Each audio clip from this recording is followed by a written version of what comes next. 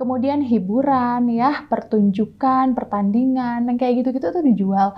Nah, kemudian kegiatan nirlaba seperti yayasan sosial dan keagamaan. Kalau misalnya teman-teman di sini langsung kaget gitu ya, kok keagamaan dijual, kok kegiatan yayasan sosial dijual, bukan kayak gitu.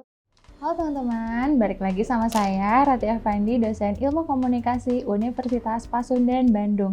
Selamat datang kembali di channel saya di mana teman-teman akan lebih tahu, lebih paham dan lebih ngerti tentang segala sesuatu yang berhubungan dengan ilmu komunikasi.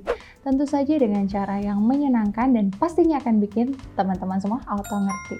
Nah, teman-teman, video-video yang saya buat ini semata-mata bukan hanya untuk orang-orang yang lagi belajar ilmu komunikasi aja, tapi untuk seluruh umat manusia di muka bumi ini. Karena segala aspek dalam kehidupan kita ini nggak bisa luput dari yang namanya komunikasi. Nah, hari ini di video ini saya mau ngebahas sesuatu yang berhubungan dengan komunikasi pemasaran.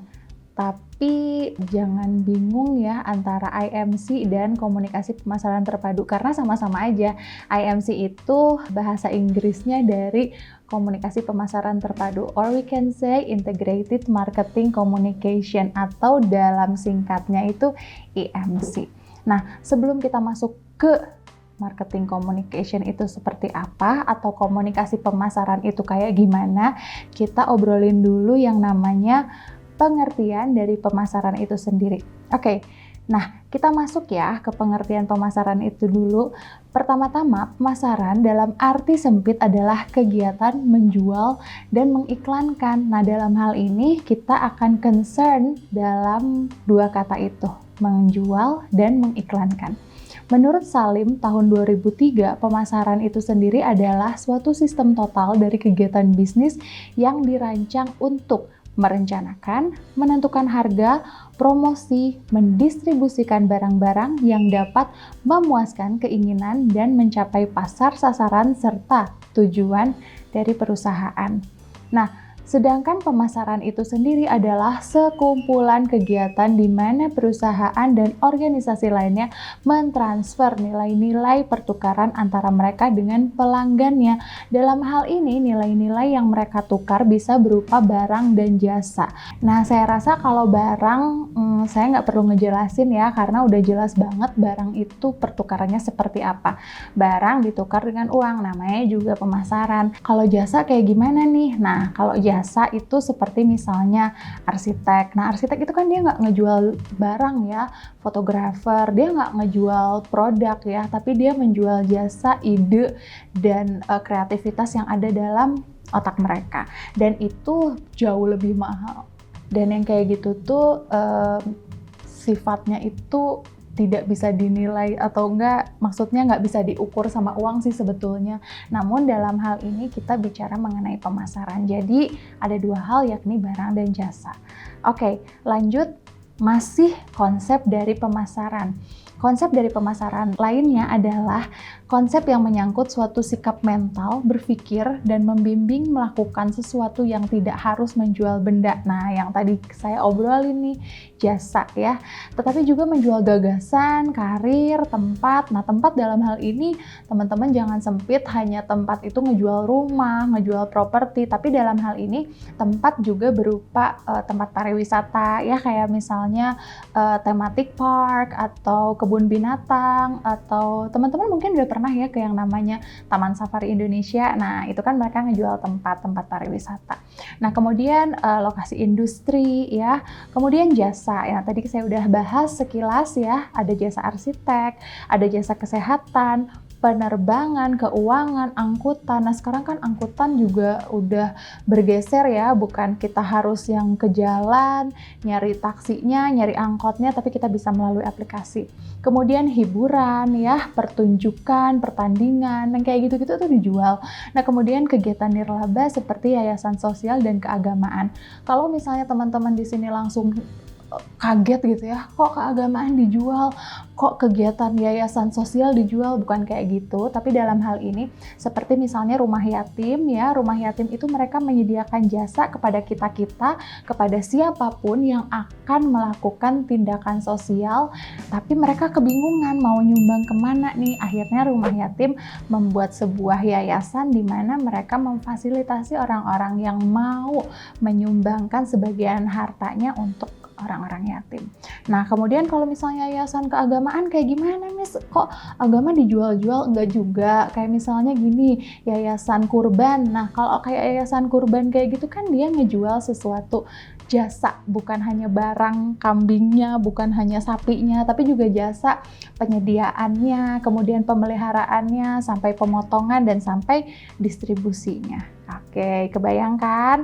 Nah, menurut American Marketing Association, pemasaran itu sendiri merupakan fungsi organisasi dan serangkaian proses untuk menciptakan, mengkomunikasikan, dan memberi nilai kepada pelanggan dan untuk mengelola hubungan pelanggan dengan cara yang menguntungkan organisasi dan pemangku kepentingannya. Terlihat sinikal dalam hal ini, namun kita nggak boleh langsung sinis begitu saja, karena yang namanya pemasaran di situ tentu saja akan mencari laba, ya. Kemudian ada lagi definisi dari pemasaran lainnya, yakni proses perencanaan dan pelaksanaan konsepsi, harga, promosi, dan distribusi ide, barang, dan jasa untuk menciptakan pertukaran yang memuaskan individu serta tujuan organisasi. Nah, dalam hal ini kita lihat ada perencanaan, ada pelaksanaan konsepsi, ada harga, ada promosi, sampai distribution, barang-barang, ide, dan jasa. Dalam hal ini ditukar antara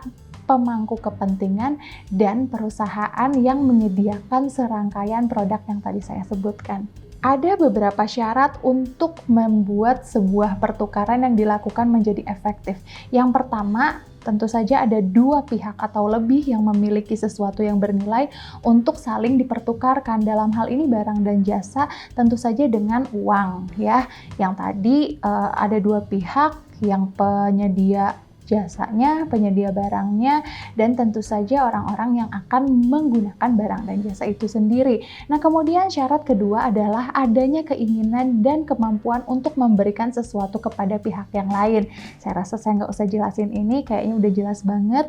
Dan ini poin penting nomor terakhir adalah adanya satu cara untuk saling berkomunikasi, karena yang namanya komunikasi pemasaran dalam hal ini pertukaran barang dan jasa dengan uang tentu saja tidak bisa terjadi tanpa adanya komunikasi. Kalaupun teman-teman bilang, bisa kok kita nggak usah ngomong, kita tinggal ngechat aja. Nah, itu ngechatnya itu komunikasi. Bisa kok kita nggak ngomong, kita langsung tunjuk aja. Nah, nunjuknya itu komunikasi, tapi non-verbal. Ya, lanjut. Kita masuk ke pengertian komunikasi pemasaran. Setelah tadi kita ngebahas pemasaran yang panjang lebar itu, sekarang kita masuk ke definisi yang memang mau kita bahas. Nah, kita mulai dari kata komunikasi dulu. Komunikasi adalah proses di mana pemikiran dan pemahaman disampaikan antar individu atau organisasi dengan individu.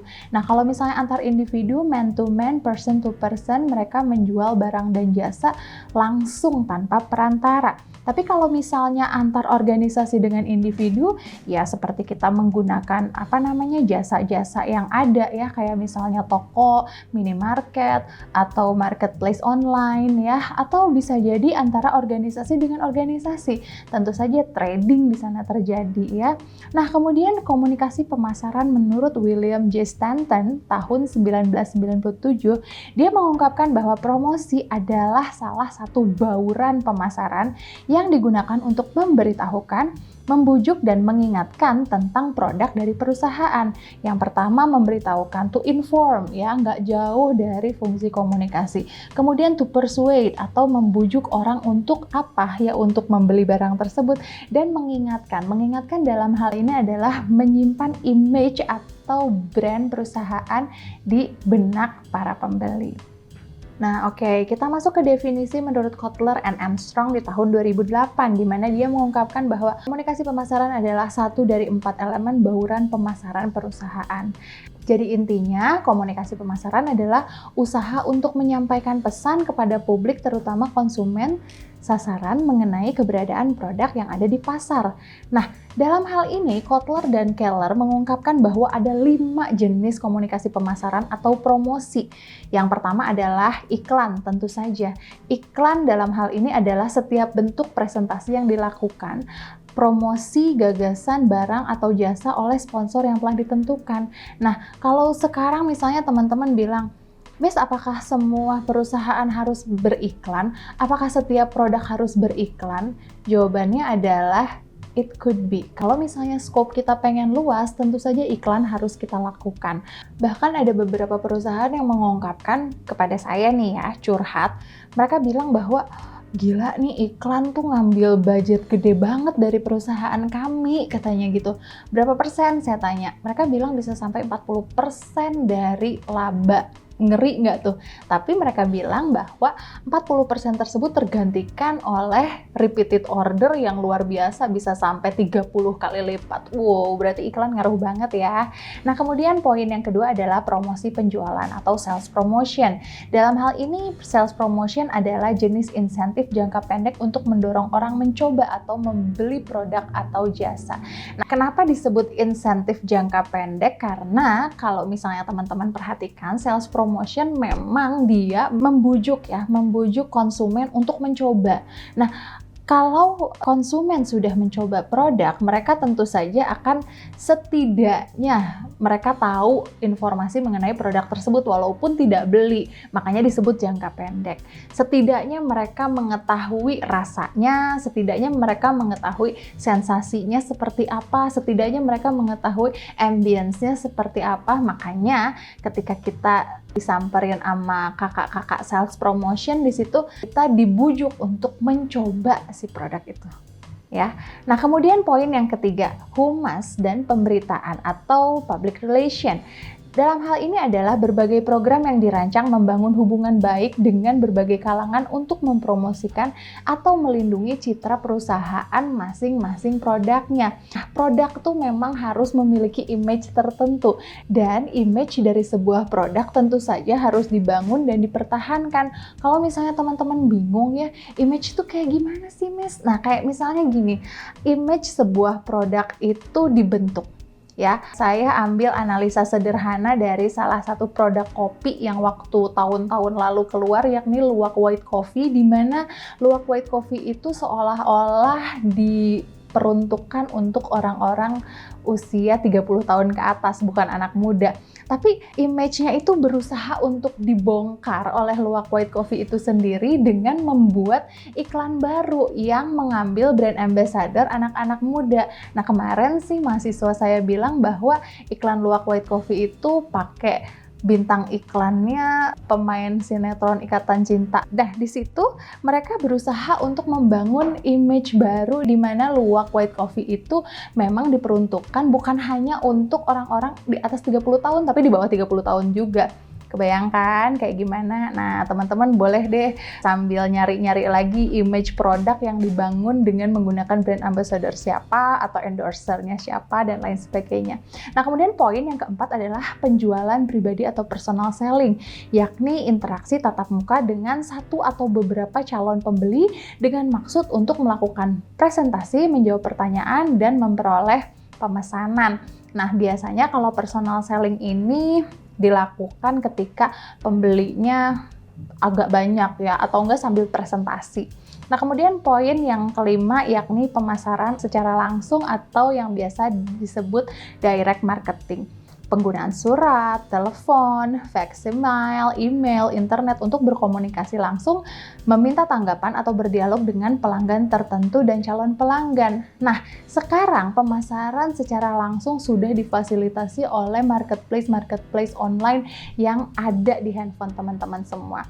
Nah, kayak misalnya teman-teman buka aplikasi Lazada, teman-teman buka aplikasi Tokopedia yang kayak gitu-gitu. Nah, di situ seolah-olah kan kerasa ya teman-teman itu sedang berbelanja secara direct marketing. Karena di sana teman-teman bisa langsung memilih, bisa langsung menchat penjualnya, dan bisa langsung merequest, dan bisa langsung bertanya, memberikan tanggapan ya, seperti misalnya ngasih rating, bintangnya berapa, kemudian memuaskan apa enggak, bagus apa jelek itu produk ya. Dan tentu saja berdialog dengan the owner walaupun dengan menggunakan operator. Ya, kayak kalau misalnya teman-teman lagi di jalan terus udah gitu ada kakak-kakak sales promotion yang langsung nyamperin, "Kak, mau nyoba dulu minumannya," terus kita langsung, atau enggak pura-pura nggak dengar, pura-pura nggak lihat, langsung putar balik dan oke, gimana? Udah pada ngerti kan? Kalau misalnya teman-teman masih bingung, masih penasaran, silahkan isi kolom komentar di bawah. Jangan pernah lupa like, share, dan subscribe video-video dari saya.